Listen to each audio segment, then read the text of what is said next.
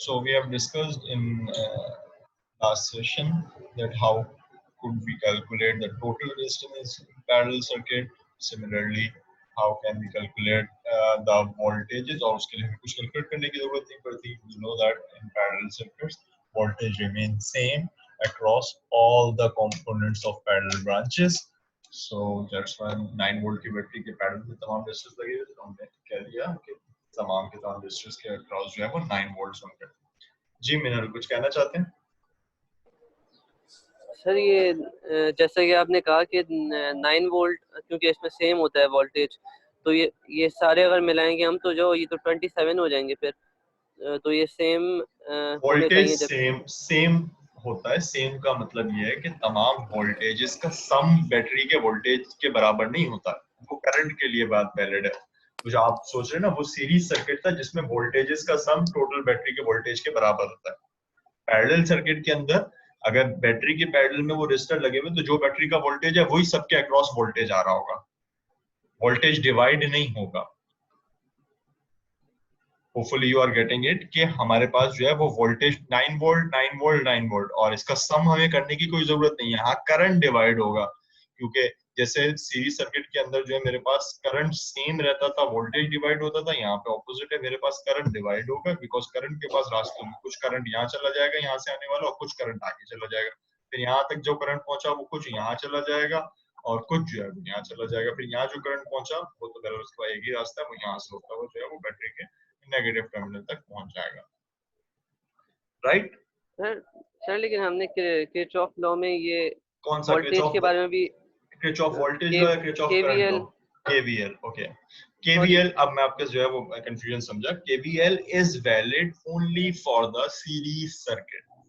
Right, we can not apply KVL to the parallel circuits. अच्छा sir वो current के लिए असल करंट जो वो सम करेंगे हम वो सीरीज सर्किट के लिए था. किरचॉफ वोल्टेज लॉ जो था ना, आपको मैं दोबारा दिखाया था.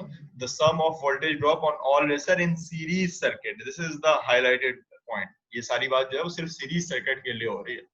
सिमिलरली हमारे पास पैरेलल सर्किट के लिए किरचॉफ करंट लॉ है जो कि सिर्फ और सिर्फ पैरेलल सर्किट्स के ऊपर अप्लाई किया जा सकता है. एंड इट इज सेइंग कि current is divided among the parallel branches. So the total current that leaves the battery should be equal to the sum of the individual branches of parallel circuits. So ये बात सिर्फ Kirchhoff current law हम सिर्फ parallel circuit पर apply करेंगे और KVL Kirchhoff voltage law जो है हम सिर्फ सीरीज सर्किट पर अप्लाई करेंगे. राइट. सो कैसे जो हम ये टोटल करंट निकाल सकते हैं और जो है कैसे जो हम इवन जो है वो individual currents निकाल सकते हैं using current divider formula, using Ohm's law as well.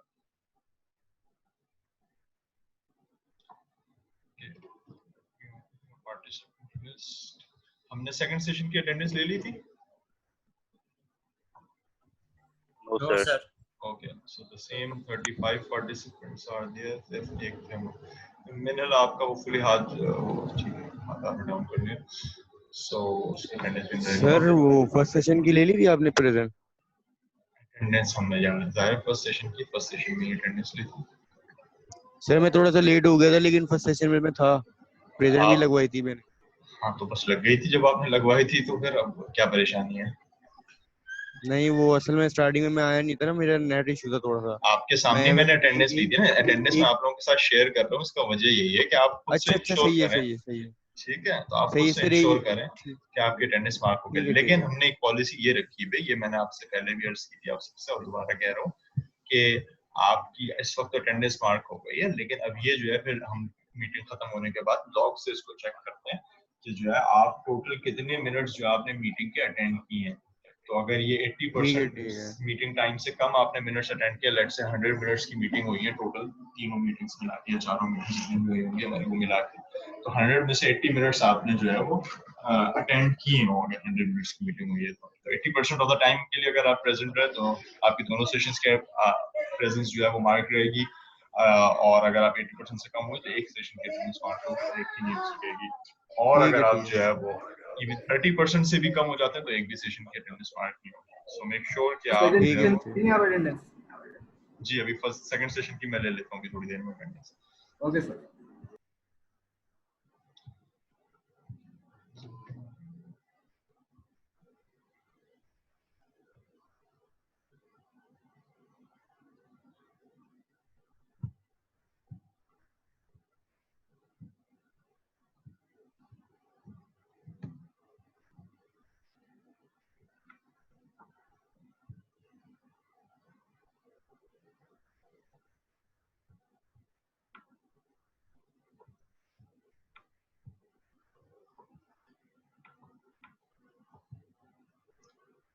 जी शायद आपका कोई क्वेश्चन है मुझे?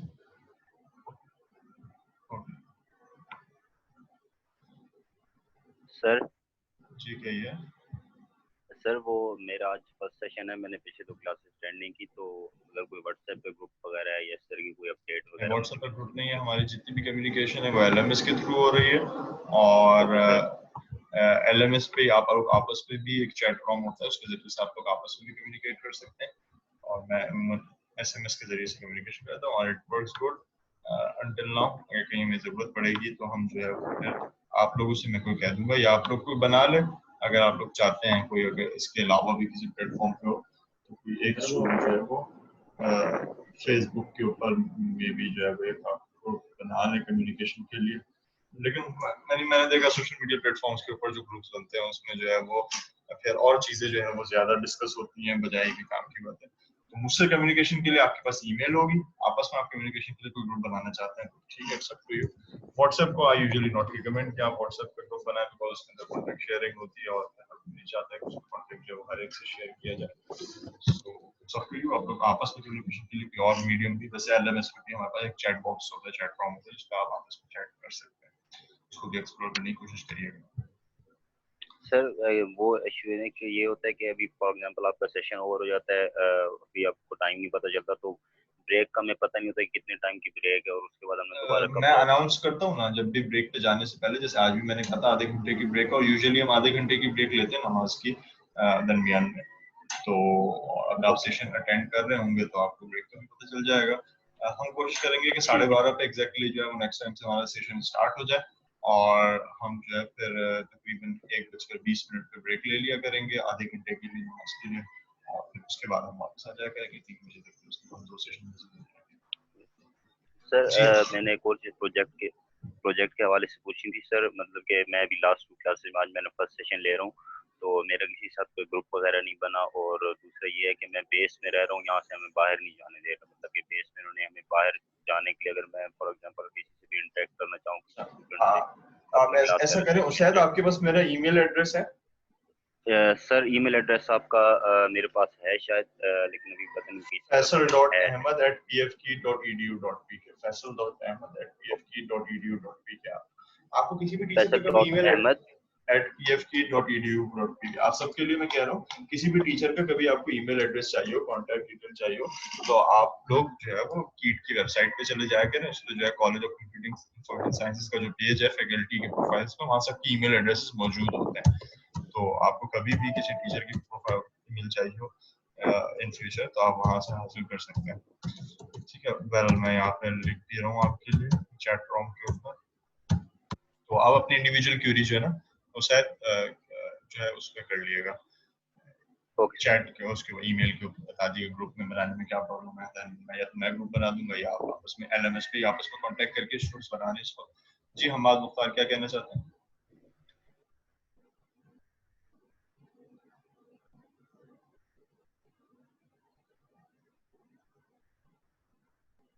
ओके अली ठीक है, आपने ईमेल कर दी है, उसको LMS पे भी अपडेट कर दिएगा।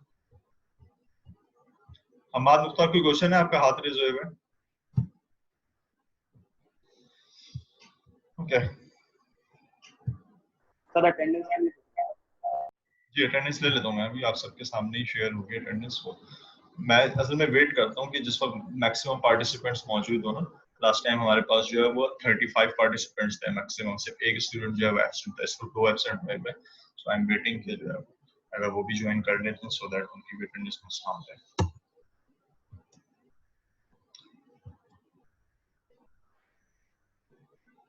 सो नाउ लेट्स टॉक अबाउट कि हमने तो अभी इंडिविजुअली सीरीज सर्किट और इंडिविजुअली पैरेलल सर्किट्स की बात कर ली। Now we could have some circuits जो कि जो है वो सीरीज और पैरेलल का कॉम्बिनेशन हो, जो कि सीरीज और पैरेलल का कॉम्बिनेशन हो। Like we are saying resistance banks in series.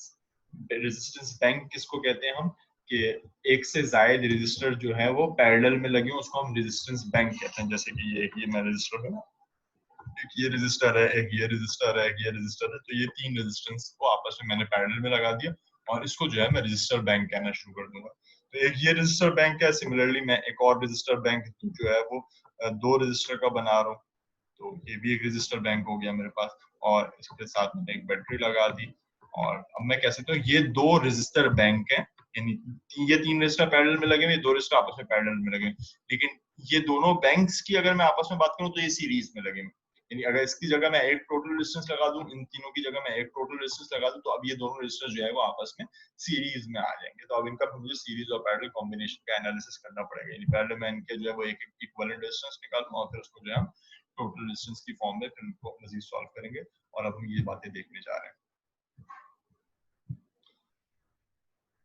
सो इस रजिस्टर की अगर मैं बात करूं तो इसके अंदर गौर से अगर मैं देखूं R2 और R1 आपस में पैरेलल में लगे हुए, R2 और R1 आपस में पैरेलल में लगे हुए, और इनका जो पैरेलल कॉम्बिनेशन है वो इस रजिस्टर R3 के साथ सीरीज में। यानी R3 एक रजिस्टर है, इन दोनों की जगह मैं इसकी टोटल रेजिस्टेंस यानी 300 ओम्स और 100 ओम्स की अगर मैं पैरेलल कॉम्बिनेशन निकालूं, आप लोग जरा मुझे बताएं 300 और 100 ओम्स का पैरेलल कॉम्बिनेशन कितना आएगा?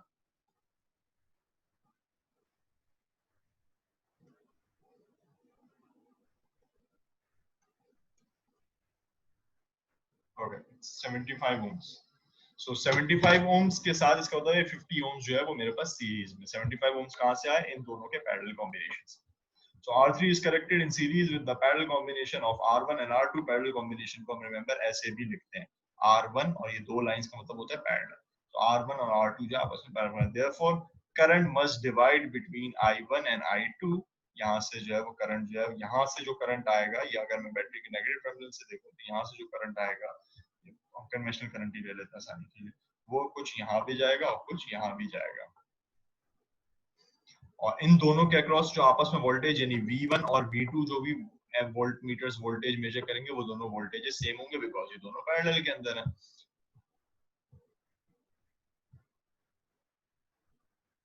So resistor banks are used to have same voltage on different resistances connected in parallel combination। इस सारे दोनों रेजिस्टर्स के ऊपर जो है वो सेम वोल्टेज आ रहा होगा, इसके ऊपर जो है वो डिफरेंट वोल्टेज होगा, जो टोटल करंट होगा वो यहाँ से पास हो रहा होगा, और फिर वो इधर पहुंचेगा तो यहाँ के जो है वो डिवाइड हो जाएगा। So that's how combinations are work, और हम इसका एनालिसिस करने जा रहे हैं।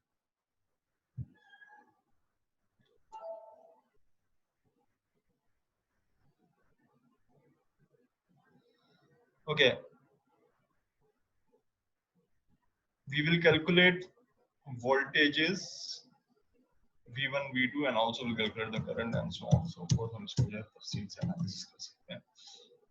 I think हम ऐसा करेंगे नेक्स्ट टाइम जो है नेक्स्ट क्लास के अंदर इस सर्किट को मैं पेपर पे बना के आपसे जो है, क्योंकि अब हम जो है वो स्पेशली सीरीज पैरेलल एनालिसिस को हम देखने जा रहे हैं, और मैं उसको उसकी थ्योरेटिकल अंडरस्टैंडिंग क्योंकि हमारे पास टाइम कम है, 257 ऑलरेडी, सो अटेंडेंस भी लेनी है हमने। सो इसके हम जो डिटेल एनालिसिस, और मैं चाहता हूँ कि स्टैंडर्ड वे में आप कर रहे हो, तो हम इसको फिर मैं जो है कैमरा प्लेस करके पेपर के ऊपर, ऑल्दो ये सब स्लाइड्स में सॉल्व है, इनकी वैल्यूज भी यहाँ मौजूद है, बट आई वांट कि आप फर्स्ट टाइम कर रहे हैं ये वाली सारी कैलकुलेशन, तो हम एक स्टैंडर्ड वे में आप पेपर पे कैसे इसको करेंगे, वैसे डिस्टेंस लर्निंग है तो हम जो है मैं चाहता हूँ कि हम इसको पेपर पे कर लें नेक्स्ट टाइम। ओके, सो जैसे हमने बात की रेजिस्टेंस बैंक्स की, similarly we could have resistance strings as well. Resistance bank हम कैसे कहते थे कि हमारे पास जो है वो कुछ रेजिस्टेंसेस आपस में पैरेलल में लगी हुई, उनको जो है हम रेजिस्टेंस बैंक कहना शुरू कर देते हैं। सो ये रेजिस्टेंस बैंक था हमारे पास के रेजिस्टेंसेस जो हैं वो पैरेलल में लगी हुई। रेजिस्टेंस स्ट्रिंग कैसे कहते हैं? हमारे पास रेजिस्टेंसेस आपस में सीरीज में लगी हुई, स्ट्रिंग हम जानते हैं रस्सी या धागे को कहते हैं।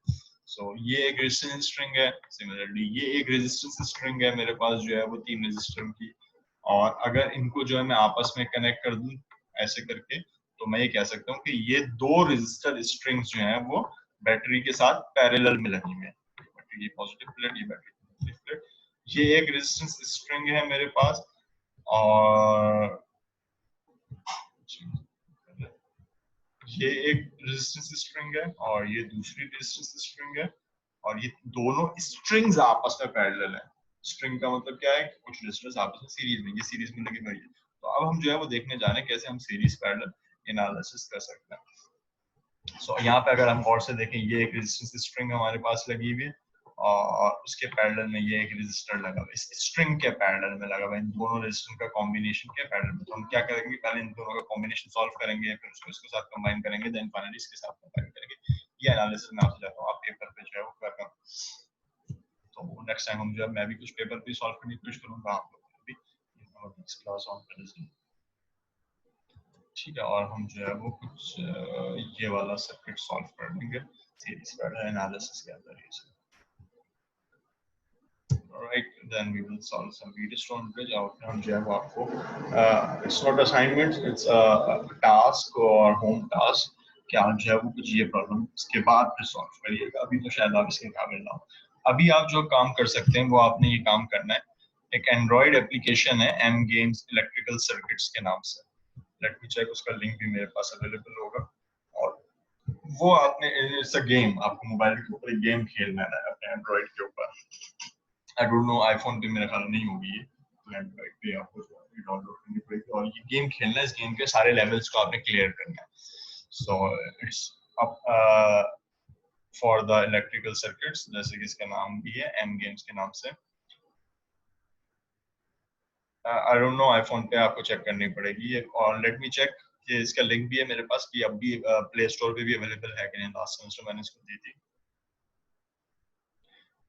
सो A4 पेपर किसके लिए चाहिए भाई? अली मोहम्मद, आपके पास A4 पेपर हैं तो आप काम करें। A4 पेपर से मैं नहीं बात समझा आपके, आप पूछना चाह रहे हैं।